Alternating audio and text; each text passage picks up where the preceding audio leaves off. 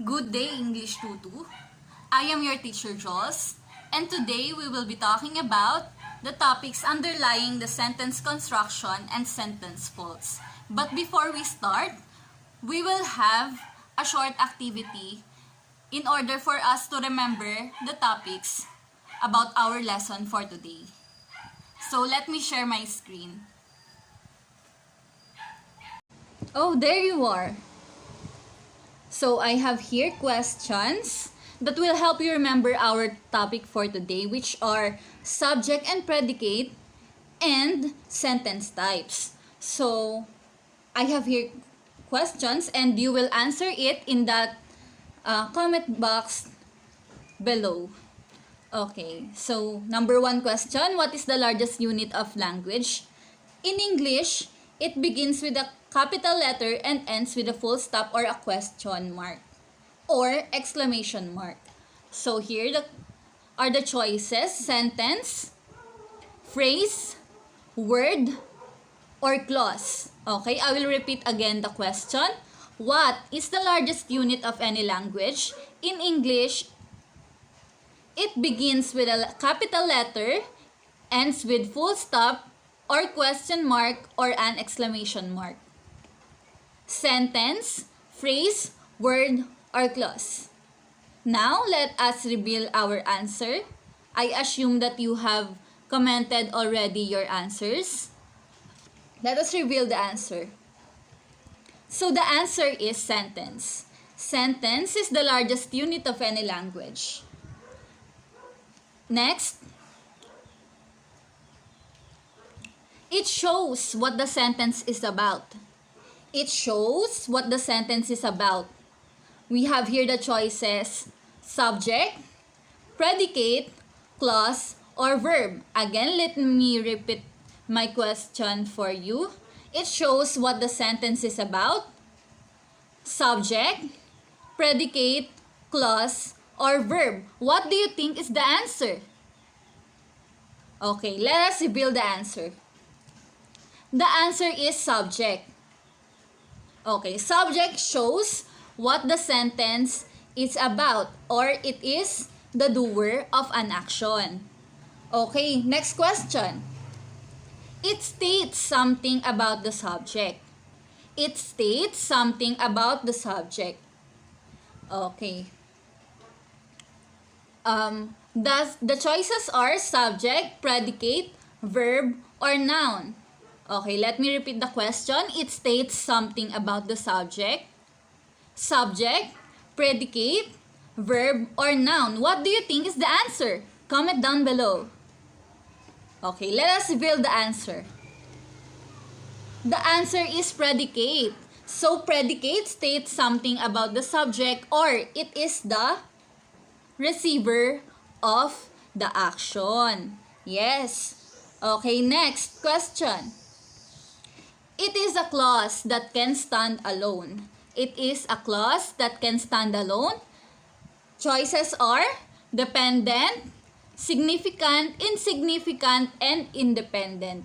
What do you think is the answer? Let me repeat the question. It is a clause that can stand alone.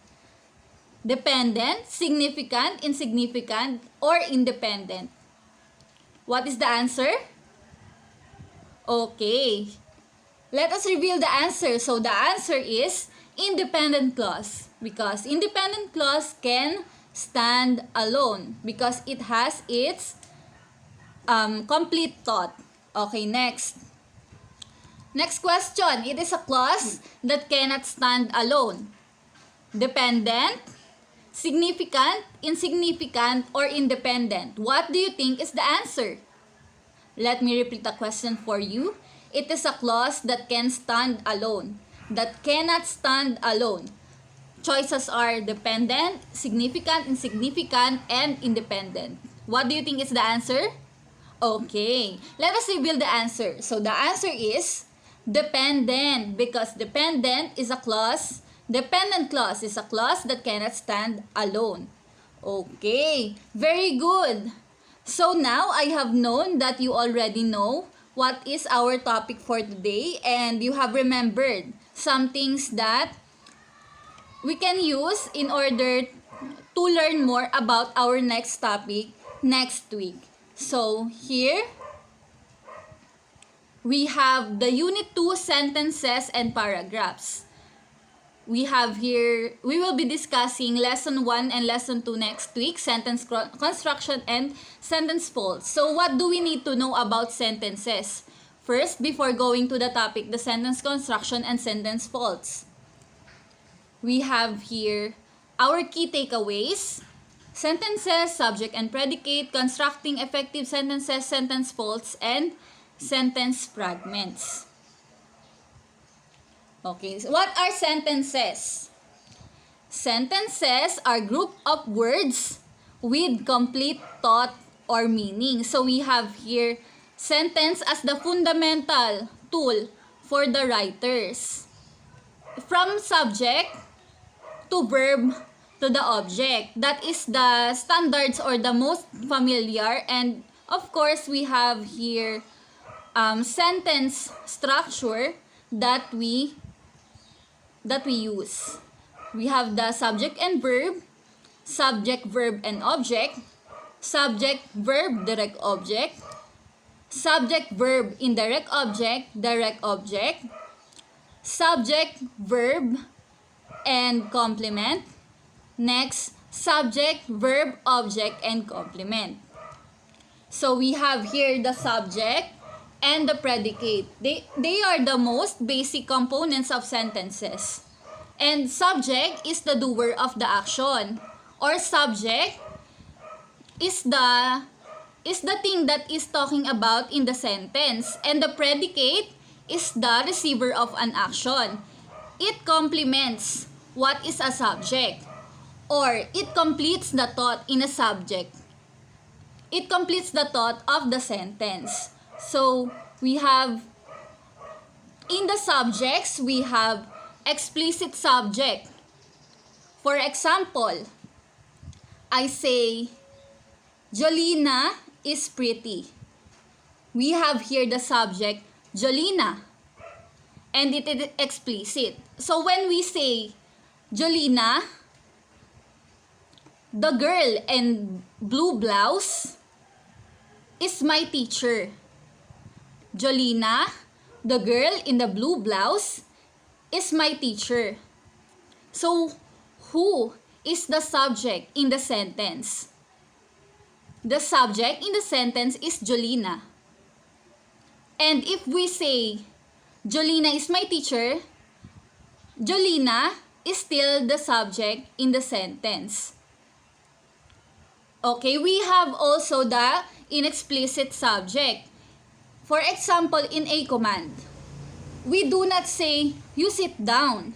We say, sit down only. So here, the you is invisible. We don't say, you sit. You sit down. We don't say, you talk. We say only in the commands, talk or sit. We use only verbs in a command. So, what our conclusion is, in commands, we don't use the you in the sentence. It is considered the you as the subject, but it is invisible in the sentence, especially in a informal manner of talking. Okay, next, we have also, if you move the object, and in its normal position, it requires you to change the subject with an explicitive. For example, there is the apple. There is an apple on the table. So, let me repeat the sentence to you. There is an apple on the table. So, what is our subject here? The subject here is the apple. We just only use the there to complement the sentence or to make it complete. Okay, next, let's move forward to the predicate. So, in predicate, we have simple, complete, compound and predicate nominative. So, I will give a sample sentence for you. Let's say, Jolina is pretty. What is the predicate in there? Type it in our comment box. Jolina is pretty. What is the what is the predicate in that sentence? It is, okay, pretty. Pretty is the predicate in the sentence. So, what do we call the predicate that is only one? We call it simple predicate. Okay, complete predicate. So, if we say, the girl in a blue dress dances gracefully. The girl in a blue dress dances gracefully. We have here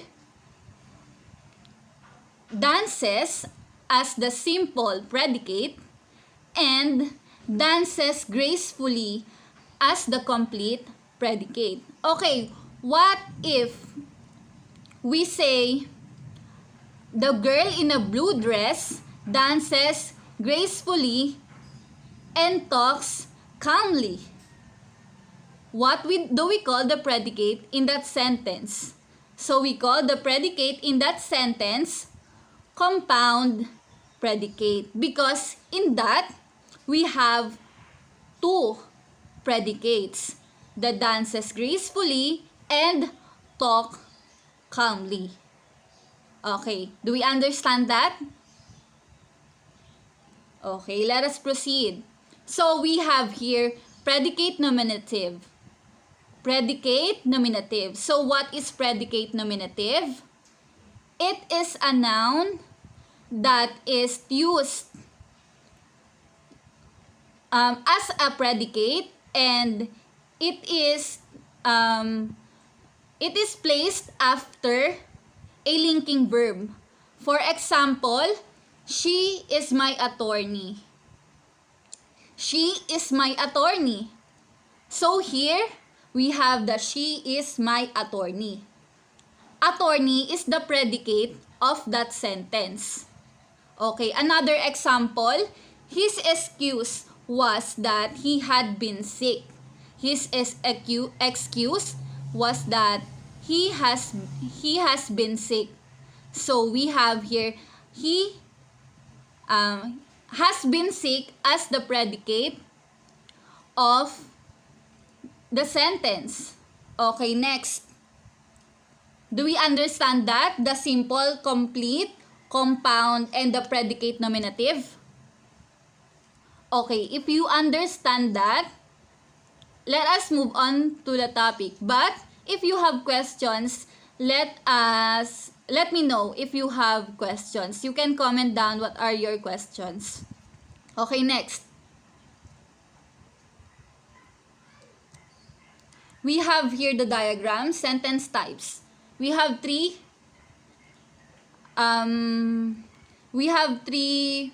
types: the structure, the intention, the stylistic used.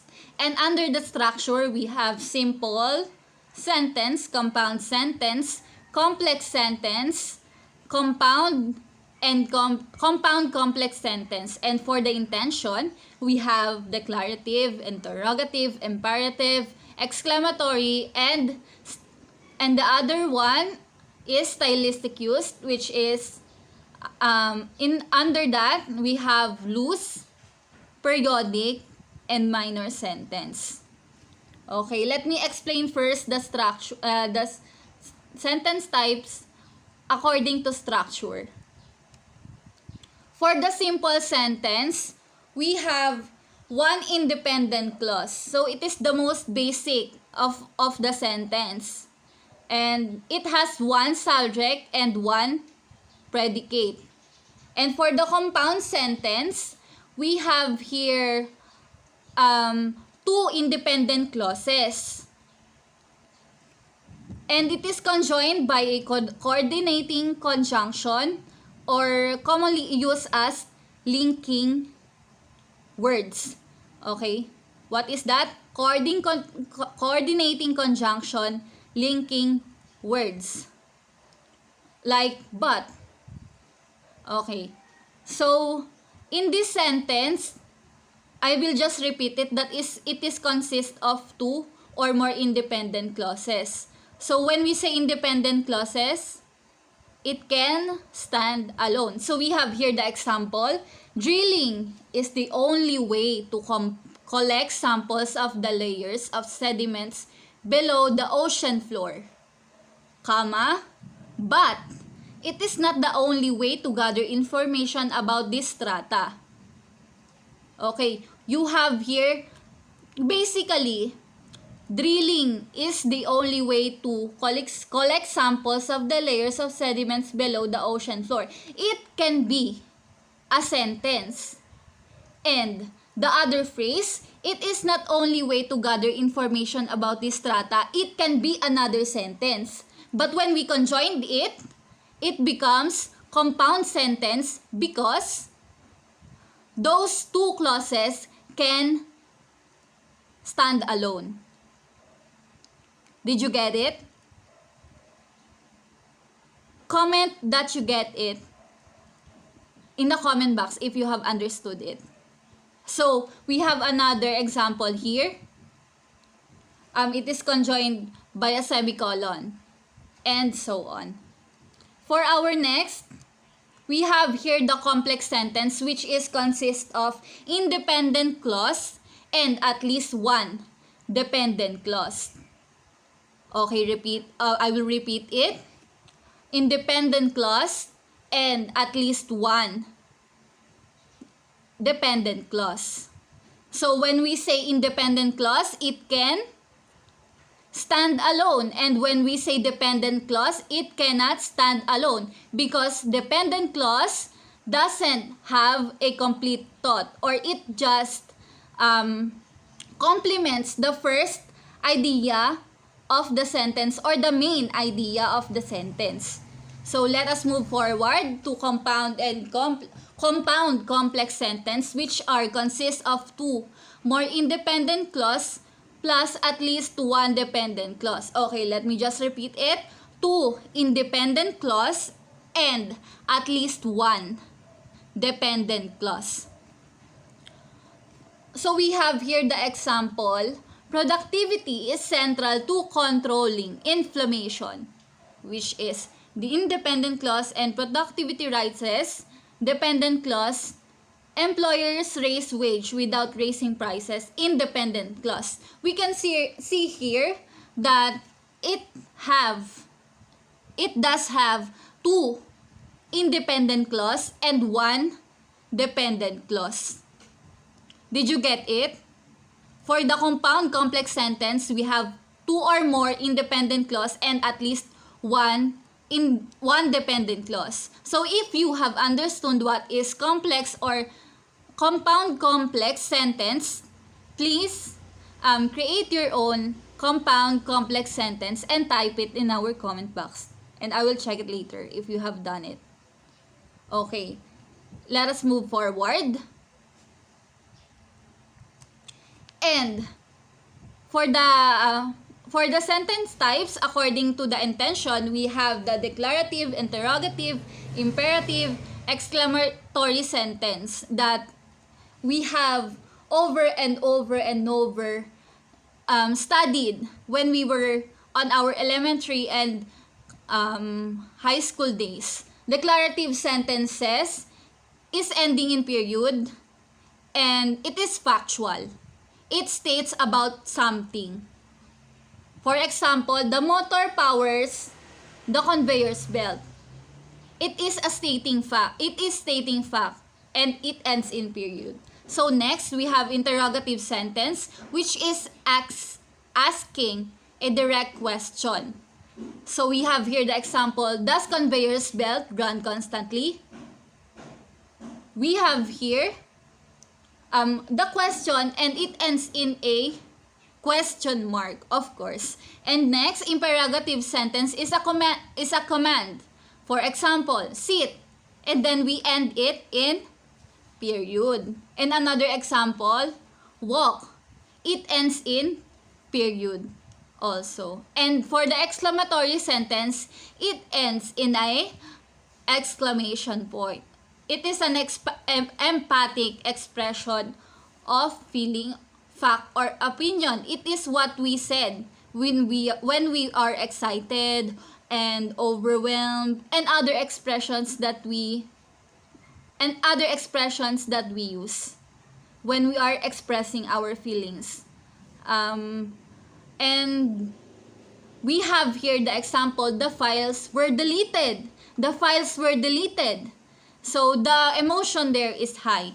That is why we use the exclamation point. Okay. For the next type is the stylistic use. In this, a loose sentence makes its major point at the beginning and then adds subordinate phrases and clauses that develop or modify that major point. So what basically is a loose sentence? A loose sentence is a sentence that is like almost not ending. So for if we use this sentence, it went up, it should be ending there. It went up. But we use another clause to expound and the sentence. And we use several commas in it and end the sentence in period. So we have here in the first clause, we have the main point of the sentence, and then we expound it and expound it and expound it and then end it. That basically is a loose sentence, and it is used I think it is used when we are talking or telling stories. And basically, that kind of sentence is used in an informal way. And for the periodic sentence, it delays the main ideas until presenting the subordinate ideas. We have here the example, during the last century, the attitude of an American citizen toward automation underwent a profound change. So we have here the subordinating idea, the during the last century, and we have here the main idea of the sentence, the attitude of the American citizen toward automation underwent a profound change. So basically, if we use the normal usage of sentence, we can say the attitude of the American citizen toward automation underwent a profound change during the last century.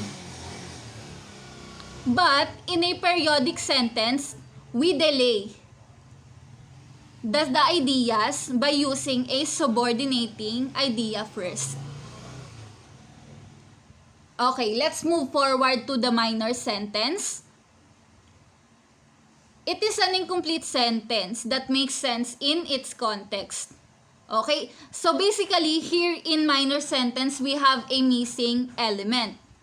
It can be a subject or a predicate. In this example, we use, okay, let me read first the sentence. In view of their facts, is the service really useful? Question mark. Or economical. When we analyze that sentence, if we do not see the part or economical, we can say that the sentence is incomplete, right? Okay, that is the essence of a minor sentence. It is not clearly implied, or in Tagalog, bitin. I have here another example so that you can understood more the minor sentence. And I have here first come, period, first serve. Okay. Did you get it? It is not complete thought. Maybe it is missing on the subject or it is missing on the predicate. Okay, let me read another example for you. I needed help, period, fast, exclamation point. Another one, imagine this, you're trapped, it is cold and dark. Okay, that are example of the minor sentence. It delays the idea or it is not complete generally. Okay, and the last example is no pain, comma, no gain. There are missing. Sometimes it is missing in subject or in predicate. So let me review this. So loose sentence is a sentence that has the major point in the beginning and then we profound it by adding several clauses that supports the main idea. Okay. Another, periodic sentence. So what is periodic sentence? It delays the idea by putting first the subordinating idea or the subordinating clause. Then it is ending with the main clause or the main idea of the sentence. And for the minor sentence, it is a sentence that has a missing predicate or a missing subject. Did you get it? Okay, if you get it, please type what you have learned about the stylistic use, because basically in this, it is new to us. I think it is new to me. I have only read it when I have read the book that we are using for our technical writing. So we need to memorize it or we have to understand it fully, because the other types of sentences like the intention and the other one, we have studied it on our elementary and high school days. So in this stylistic use, we need to understand it more so that we can memorize it by heart.